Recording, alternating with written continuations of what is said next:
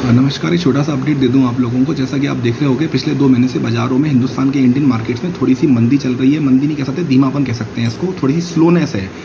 एक धीरे-धीरे बाज़ार आगे बढ़ रहा है। इसके पीछे एक ही कारण है जो है अमेरिका। अमेरिका में 18 सितंबर को अमेरिका के सेंट्रल बैंक की मीटिंग होनी है, फेड, उसको फेड बोला जाता है। उस मीटिंग में वो रेट कट कर सकता है अमेरिका, ऐसा संभावनाएँ अमेरिका के गवर्नर ने पहले ही अपने बयानों से दे दिए थे कि हम आने वाली मीटिंग में रेट कट कर देंगे।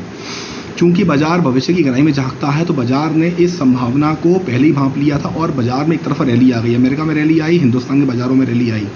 ग्लोबल बाजार बढ़ेंगे तो हिंदुस्तान का बाजार भी बढ़ेगा, ग्लोबल बाजार गिरेंगे तो हिंदुस्तान का बाजार भी थोड़ा बहुत नीचे गिरेगा, परंतु हम अभी उतना नहीं गिरे जितना ग्लोबल में गिरावट आई थी। अब जब तारीख नज़दीक आ गई, 18 सितंबर को अमेरिका में फेड सेंट्रल बैंक की मीटिंग होनी है, उसमें ये 90% संभावना है कि अमेरिका रेट कट कर देगा।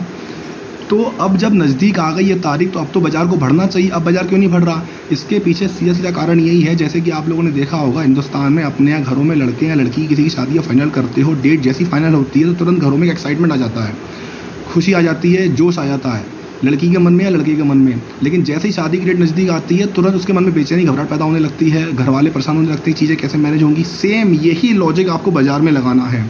18 तारीख को मीटिंग है, अमेरिका रेट काटेगा। अब बाजार अर्थशास्त्री इस बारे में, इस चीज़ में उलझे हुए हैं कि अमेरिका का सेंट्रल बैंक कितना रेट कट करेगा, कम 25 बीपीएस पॉइंट करेगा, 30 करेगा, 50 करेगा।